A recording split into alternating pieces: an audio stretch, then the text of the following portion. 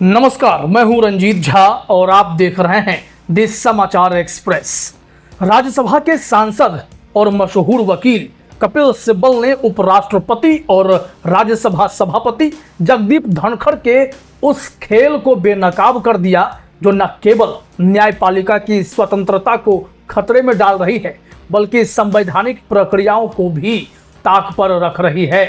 कपिल सिब्बल न सिर्फ खुलकर सीजेआई गवई और जुडिशरी के साथ खड़े हो गए हैं बल्कि जिस पत्र के जरिए राज्यसभा सभापति धनखड़ ने सीजेआई के फैसले पर वीटो लगाने की कोशिश की और जांच से वंचित कर दिया, उस पावर या विशेषाधिकार का भी धागा एक झटके में सिब्बल साहब ने खोल दिया है। किस आधार पर यह बात हुई? पहला सवाल तो ये उठता है कि क्या सरकार को ऐसी और क्या चेयरमैन साहब को ऐसी चिट्ठी चीफ जस्टिस ऑफ इंडिया को लिखी जानी चाहिए? कपिल सिब्बल के खुलासे के बाद सीजेआई गवई के सामने इस वक्त सबसे बड़ी चुनौती है कि वे इनसे कैसे निपटेंगे। और सबसे बड़ा सवाल, क्या हमारी न्यायपालिका में अब गुटबाजी और सियासत का रंग चढ़ रहा है? आइए इस पूरे मामले को गहराई से समझने की कोशिश करते हैं।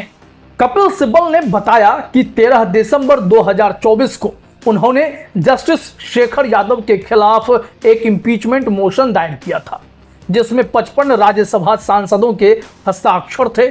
यह मोशन इसलिए दायर किया गया क्योंकि जस्टिस शेखर यादव ने विश्व हिंदू परिषद के एक कार्यक्रम में सांप्रदायिक बयान दिया था।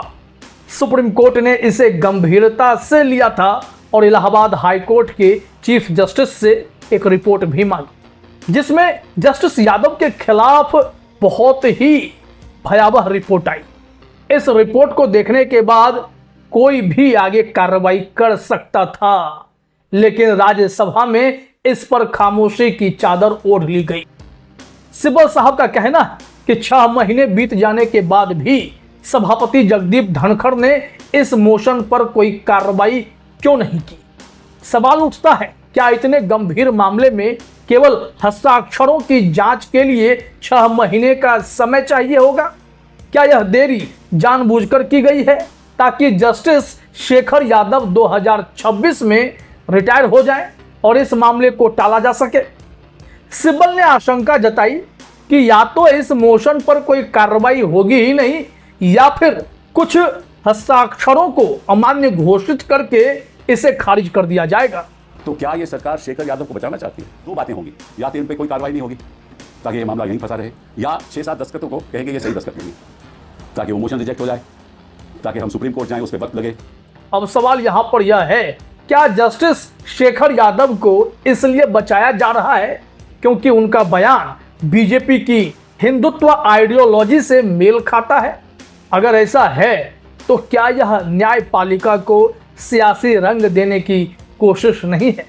ऐसे तो कितने सारे जज धीरे धीरे बीजेपी से लाभ प्राप्त कर रहे हैं, उपकृत हो रहे हैं।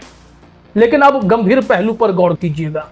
13 फरवरी 2025 को सभापति धनखड़ ने सुप्रीम कोर्ट के मुख्य न्यायाधीश सीजेआई को एक पत्र लिखा जिसमें उन्होंने सुप्रीम कोर्ट की इन हाउस जांच प्रक्रिया को रोकने की मांग की। उनका तर्क था कि इंपीचमेंट मोशन एक संवैधानिक प्रक्रिया है और संसद इस मामले को देख रही है, यह इनका विशेषाधिकार है, तो आप यह जांच रोक देंगे।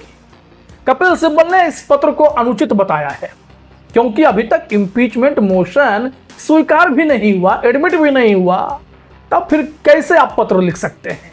पहला सवाल तो ये उठता है कि क्या सरकार को ऐसी और क्या चेयरमैन साहब को ऐसी चिट्ठी चीफ जस्टिस ऑफ इंडिया को लिखी जानी चाहिए? जो इन हाउस प्रोसीजर है वो सुप्रीम कोर्ट का अपना प्रोसीजर है, उसका इम्पीचमेंट मोशन से कोई ताल्लुक नहीं। ये तो इम्पीचमेंट मोशन एडमिट भी नहीं हुआ, अभी तो दस्तखत की जानकारी चल रही है, 6 महीने हो गए। तो जब इम्पीचमेंट मोशन एडमिट ही नहीं हुआ तो उसका क्या ताल्लुक है इन हाउस प्रोसीजर के साथ? और अगर एडमिट हो भी जाता तो फिर भी उसका क्या ताल्लुक है? सिब्बल का कहना है कि इन हाउस जांच और इम्पीचमेंट दो अलग अलग प्रक्रियाएं हैं। इन हाउस जांच सुप्रीम कोर्ट की आंतरिक प्रक्रिया है जो यह तय करती है कि कोई जज अपने कर्तव्यों का पालन ठीक से कर रहा है या नहीं। वहीं इम्पीचमेंट संसद की प्रक्रिया है। सवाल यह है कि धनखड़ ने सुप्रीम कोर्ट की स्वायत्तता में हस्तक्षेप क्यों किया। जब जस्टिस यशवंत वर्मा के खिलाफ इन हाउस जांच की बात पब्लिक डोमेन में थी, तब धनखड़ ने सुप्रीम कोर्ट को कोई पत्र क्यों नहीं लिखा। वो कह देते कि जजों पर कार्रवाई करने का काम हमारा है, बाद में बस वो बयान दे आए कि इनकी कमिटी अनुचित है। क्या यह जस्टिस शेखर यादव को बचाने और जस्टिस वर्मा पर कार्रवाई को बढ़ावा देने की साजिश नहीं है। दो जज हैं, दोनों पर गंभीर मामले हैं, लेकिन क्या एक को बचाना है क्योंकि आइडियोलॉजी की बात है और दूसरे में बड़े राज छुपे हैं। तमाम ऐसे सवाल उठ खड़े हुए हैं। अब यहां कपिल सिब्बल ने कैसे जगदीप धनखड़ की बोलती बंद की है वो आप बहुत अच्छे से समझ रहे होंगे।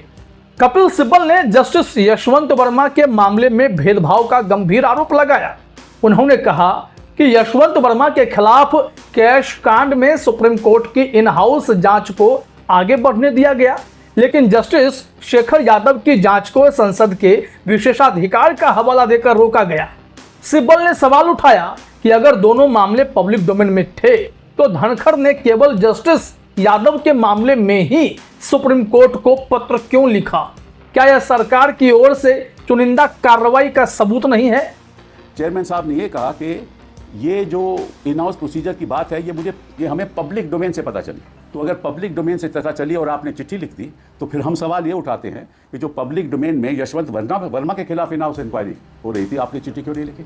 तो क्या ये सरकार शेखर यादव को बचाना चाहती है। सिब्बल ने कहा कि यह न्यायपालिका में गुटबाजी और सियासी हस्तक्षेप को दर्शाता है। अब सवाल यह भी उठता है, क्या जस्टिस वर्मा के मामले में सुप्रीम कोर्ट की जांच को इसलिए आगे बढ़ने दिया गया क्योंकि यह सरकार के किसी छिपे मकसद को शायद पूरा करता है। और क्या जस्टिस यादव को बचाने की कोशिश बीजेपी की वैचारिक रणनीति का हिस्सा है, क्योंकि आप जानते हैं कि इनके सपोर्ट में कई राइट विंग ट्रोल और बीजेपी के नेता भी आ गए थे कि उन्होंने अपने बयान में कुछ भी गलत नहीं कहा। यहाँ तक कि मुख्यमंत्री योगी आदित्यनाथ का भी कुछ ऐसा ही मिलता जुलता बयान था। तो साफ है कि ताकत तो लगाई जाएगी। अब यहाँ समझिए कि सिब्बल के इन कड़े तेवरों और गंभीर आरोपों के बाद एक और महत्वपूर्ण सवाल यहाँ उठता है। इस पूरे मामले में आप देखेंगे कि लोकसभा के स्पीकर खामोशी की चादर ओढ़े हैं, यानी कि ओम बिरला साहब।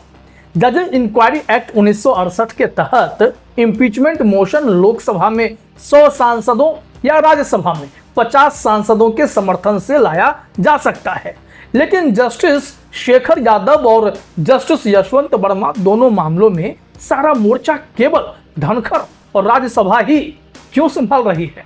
लोकसभा स्पीकर ओम बिरला की चुप्पी के पीछे क्या कारण है।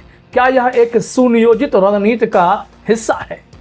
क्योंकि सिब्बल साहब ने यहां यह भी बताया है कि कानून मंत्री ने विपक्षी दलों से संपर्क करके जस्टिस वर्मा के खिलाफ इम्पीचमेंट मोशन को समर्थन देने की बात कही है।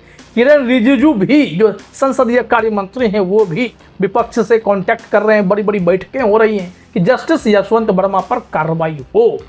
लेकिन क्या खेल है, फिर शेखर यादव की जांच क्यों रोक दी गई। उपराष्ट्रपति धनखड़ की असामान्य सक्रियता और लोकसभा की खामोशी एक बड़े सवाल को जन्म देती है। सवाल यह भी उठेगा, क्या उपराष्ट्रपति धनखड़ की न्यायपालिका पर बार बार की गई टिप्पणियां, जैसे सुप्रीम कोर्ट को सुपर पार्लियामेंट कहना, उनकी शक्तियों को न्यूक्लियर मिसाइल कहना, क्या उनकी खींच को दर्शाती है। अब यहां समझिए कि न्यायपालिका की स्वतंत्रता पर कितना बड़ा खतरा हो गया है और कपिल सिब्बल साहब कैसे डट गए।